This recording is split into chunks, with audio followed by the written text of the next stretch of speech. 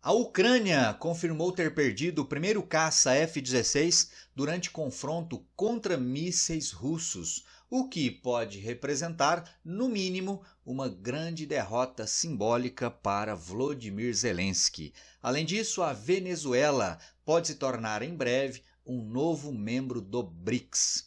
Se você quiser ficar por dentro destes e de outros temas das atualidades, geopolítica ou geografia, me acompanha no canal. Já faça aí sua inscrição. Deixa o like nesse vídeo e vem comigo. Pessoal, todos vocês acompanharam aí, seja pela mídia ou também aqui no nosso canal, a série de ataques que a Rússia promoveu esta semana contra o território ucraniano, ataques utilizando mísseis e drones. A Ucrânia, por sua vez, para se defender, utilizou vários tipos de armas, inclusive caças F-16, como esse que aparece ao fundo da imagem, que foram doados recentemente por países da OTAN. Nesse caso especificamente, doações feitas por Bélgica e Holanda. Estima-se aí que as doações, ou seja, aqueles aviões que já estão à disposição da Ucrânia, seja algo em torno de 6 a 10 aviões, com um a menos agora, afinal de contas um foi abatido. E aí a Ucrânia confirmou a perda desse avião. Dá uma olhada na manchete de ontem, quinta-feira. Ucrânia perde F-16 na primeira ação do caça contra mísseis russos. A informação originalmente foi adiantada pelo Wall Street Journal. Depois, a Força Aérea Ucraniana confirmou que houve um acidente, sem dar muitos detalhes. Olha o comunicado feito pela Força Aérea. A conexão com um dos aviões em ação foi perdida quando ele se aproximava do seu próximo alvo. O piloto morreu, disse aí o órgão, disse a Força Aérea da Ucrânia.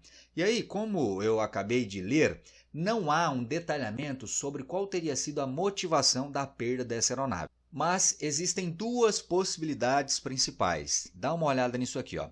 Como o piloto não ejetou, uma das possibilidades especuladas em meios militares é de que o avião tenha sido atingido pela defesa antiaérea de Kiev, ou seja, ele pode ter sido vítima do chamado fogo amigo, dado que operava em meio a um ataque múltiplo de mísseis. Então a primeira possibilidade é essa, fogo amigo. A outra possibilidade, um oficial americano não identificado disse ao Wall Street Journal que o jato não foi abatido e o acidente provavelmente ocorreu devido a erro do piloto.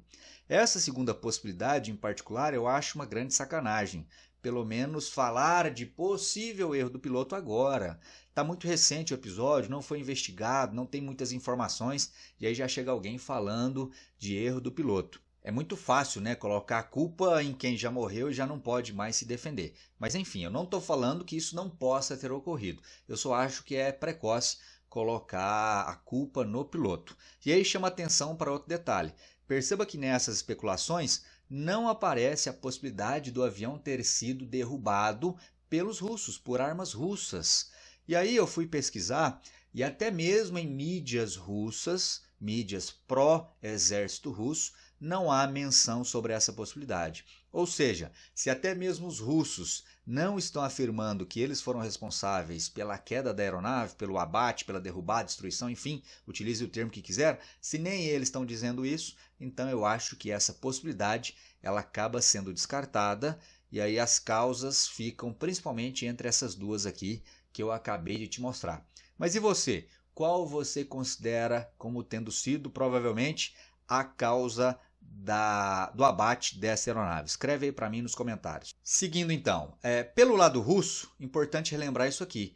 Desde muito tempo, aí, vários meses, quando começou a se especular, desde o ano passado na verdade, a possibilidade da Ucrânia receber esses aviões, que o presidente Vladimir Putin e outras autoridades do seu governo vêm aí desdenhando desses aviões. Olha o que disse Putin recentemente. O presidente russo Vladimir Putin desdenhou do envio, afirmando que os F-16 seriam derrubados como qualquer outro avião. Mas talvez não esperasse um golpe publicitário dessa magnitude nos primeiros dias de ação dos caças. Então, pessoal, ainda que a Rússia não tenha nada a ver, pelo menos diretamente, com a queda dessa aeronave, não tenha sido a responsável direta, lógico que isso interessa muito, principalmente para a indústria de propaganda da Rússia. Porque a partir de agora, o que eles vão dizer? Tanto para o público interno como também internacionalmente. Vão dizer mais ou menos assim, estão vendo? nós falamos que esses aviões não iam ajudar em nada os ucranianos. Mal levantaram voo, já estão caindo aí, ó. Tá vendo? Então por isso que os F-16 não trarão nenhum benefício a mais para a Ucrânia.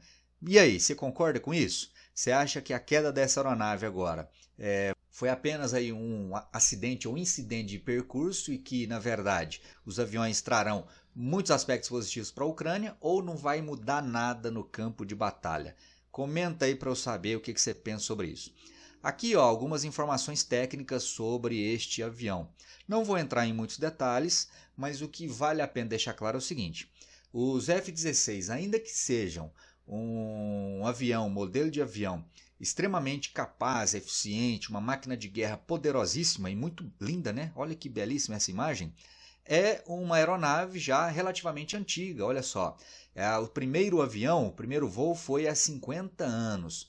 Ele continua sendo fabricado até hoje. Lógico que com o tempo ele vai se modernizando. As versões mais recentes são muito mais avançadas do que as primeiras, mas é sabido, é notório também que há aeronaves muito mais modernas e eficientes que os F-16, tanto de fabricação americana, como é o próprio F-16, como também de fabricação dos russos. Muitos aí especialistas em aviação falam, por exemplo, que os Su Sukhoi 35 e o Su 57 são máquinas de guerra muito mais poderosas que os próprios F-16. Lembrando ainda que estes aviões que foram repassados para os ucranianos são aviões já descartados pelos países europeus, ou seja, eles já estavam em processo de trocar essas aeronaves por aeronaves mais modernas e aí repassaram esta sobra, entre aspas, para a Ucrânia. Então, repito, não são os aviões mais modernos que existem. Aqui, ó, algumas informações sobre o piloto. Esse moço aí da fotografia, jovem, hein? A morte de Oleg Simes, cujo codinome era Moonfish. Aqui uma curiosidade. Isso aqui é muito comum na cultura da Força Aérea dos Estados Unidos. Cada piloto ele recebe uma espécie de um apelido, né? Isso ficou muito claro nos filmes Top Gun. Você já assistiu a série lá? São 2 filmes, né? Teve um recentemente agora, o Top Gun Maverick. Os pilotos tinham também codinomes. Maverick, inclusive, é o codinome do Tom Cruise no filme. Aí tem lá o Goose, tem lá o Iceman, tem o Hangman e assim por diante. Esse o apelido era Moonfish. Então a morte dele simboliza uma perda significativa não apenas por sua habilidade como piloto, mas também por seu papel fundamental na obtenção dos F-16 para a Ucrânia.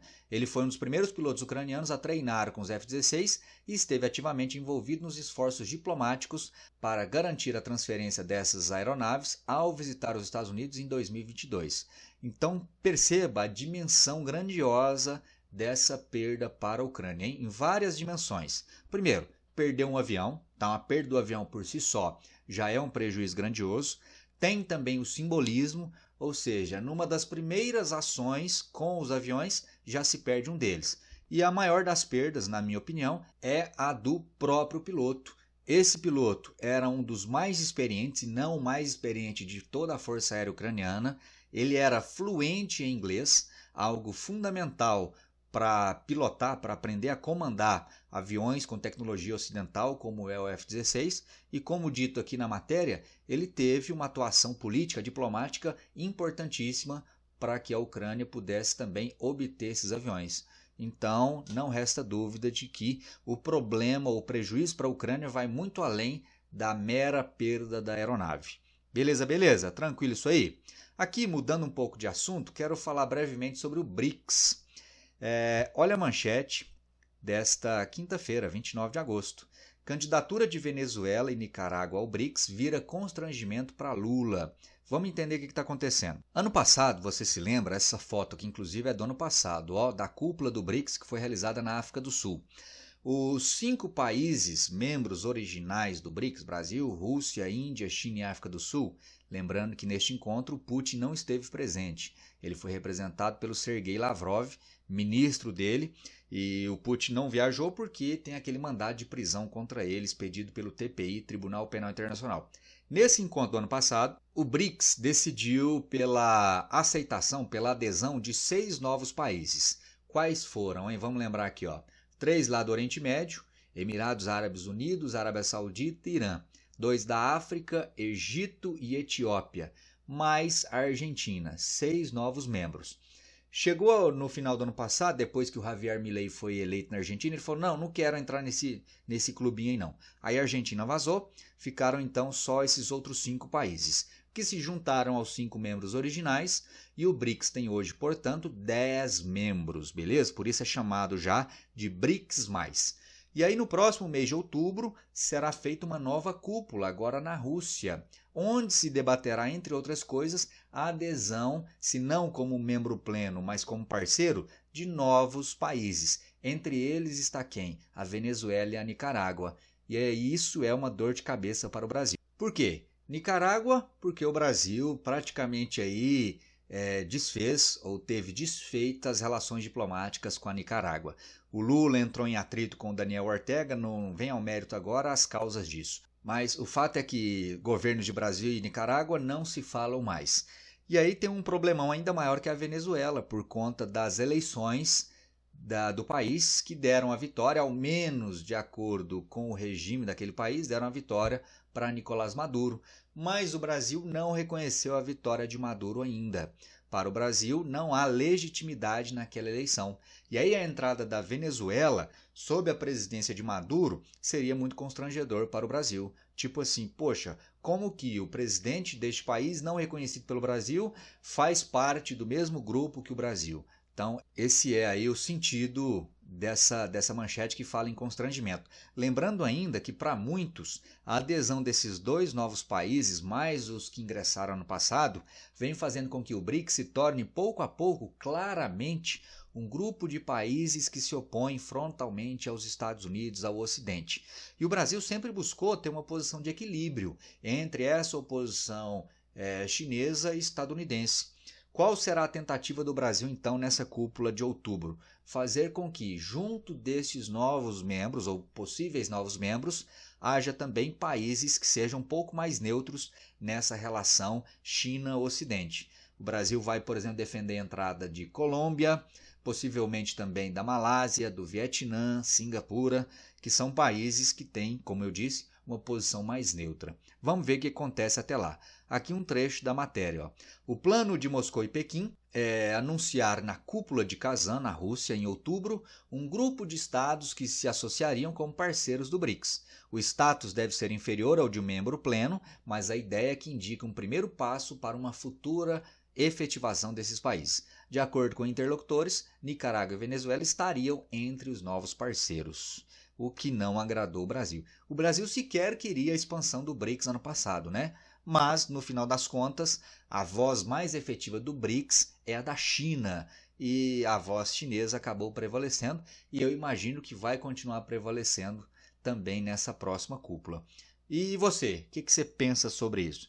O BRICS tem se tornado um clubinho aí de países anti-influência imperialista estadunidense? Você concorda com isso? Deixa aí nos comentários. Se gostou do vídeo, deixa o like. Se não gostou, deixa o dislike. E nos vemos no próximo. Obrigado pela audiência. Até o próximo. Valeu!